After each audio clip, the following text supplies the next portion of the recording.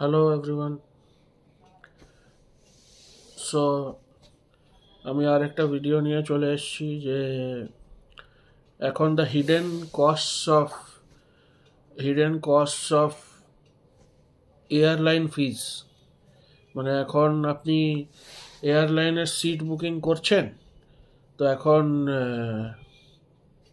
The hidden cost, আপনি ধরুন window seat নিতে চাইছেন, নাহলে এই দিকের সিট উইন্ডো সিট দিতে চাইছেন, তো এখন আপনাকে এক্সট্রা পেমেন্ট করতে হবে।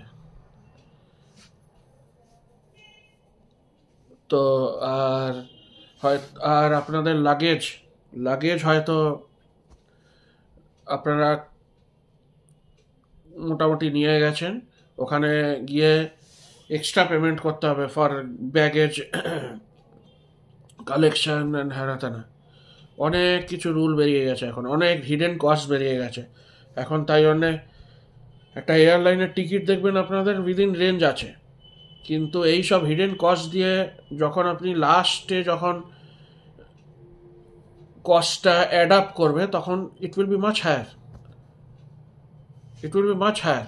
তারপরে ফুডের জন্য এক্সট্রা কস্ট, ফুড তো আপনি নেবেন তো লাগবেই, কিন্তু ফুডের জন্য এক্সট্রা কস্ট, সব জিনিসের জন্য এক্সট্রা কস্ট, উইন্ডো সিটের জন্য এক্সট্রা কস্ট, অন্য সিট দিতে চাইবেন তো আপনাকে এক্সট্রা কস্ট দিতে হবে।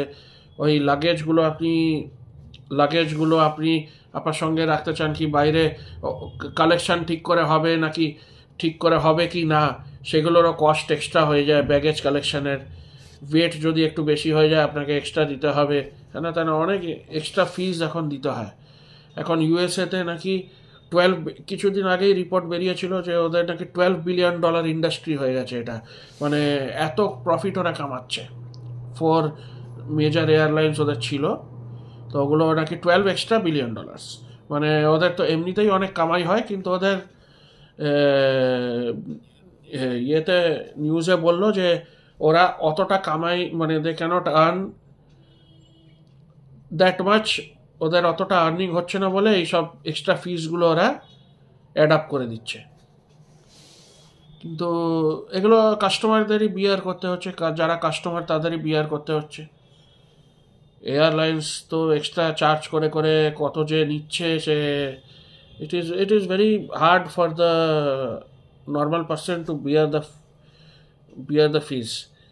তো এমনি অনেক কিছু হচ্ছে এখন ডিউ টু আরবানাইজেশন, এখন আরবান রুলস হয়ে যাচ্ছে যে আর কিছু করারও নেই, আপনাদের এয়ারলাইন টিকিট বুকই করতে হবে। যারা তাড়াতাড়ি যেতে চায়, যাদের অনেক দূরে যেতে হবে, তখন কিছু করার নেই, তখন এমনি করে সিট বুক করে, যে কেউ দূরে ট্রাভেল করতে যাচ্ছে নাহলে তাড়াতাড়ি যেতে হবে, তাদের তো কোনো উপায়ই নেই, তাদের তো অন্য কোনো কনভেন্স নেই, তাদের এয়ারলাইনকেই ভরসা করে যেতে হয়।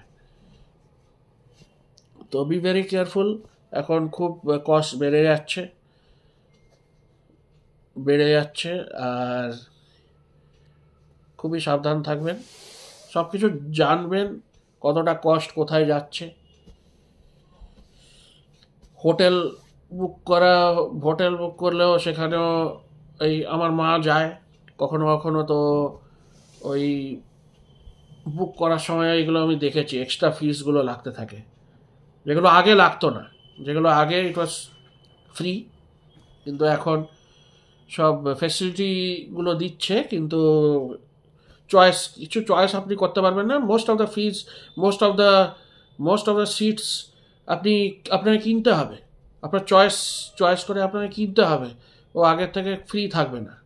খুব, মানে আপনি ধরুন নিজের ফ্যামিলি মেম্বারের কাছে বসতে চান, কি যেখানে বসতে চান সেখানে সেই সিটগুলো আপনারা পাবেন না, সেগুলো কিনতেই হবে, এক্সট্রা দিয়েই আপনাদের কিনতে হবে। আর এই লাগেজের প্রবলেম হচ্ছে, লাগেজও ওরা বলছে যে যদি আপনারা ফিস না দেন তাহলে ওরা লাগেজ হয়তো আপনাদের রিসিভ করবে না। উইদাউট লাগেজ আপনারা যদি এক্সট্রা ফিস না দেন, লাগেজ হয়তো ওখানে পড়ে থাকবে, লাগেজ ওরা নিতে দেবে না, কিছু এসব অনেক রুল আছে। তারপরে এক্সট্রা ফিসটা দিলেই ওরা হয়তো ব্যাগেজটা ক্লিয়ারেন্স করবে, তখন অনেক ওগুলো আগেই ফিস ওরা নিয়ে নেয়। ওখানে দেখতে গেলেই আপনারা অপশান দেখতে পারবেন যে যখন বুক করছেন আপনি কোনো টিকিট, তখন এয়ারলাইন টিকিট, ওখানে আপনাদের ইয়ে আসতে থাকবে যে এই কস্ট আছে, এই কস্ট আছে, এই কস্ট এক্সট্রা দিতে হবে, ওই কস্ট এক্সট্রা দিতে হবে। এইগুলো এগুলো হচ্ছে দিতেই হয় কাস্টমারদের এখন। ঠিক আছে, বাই।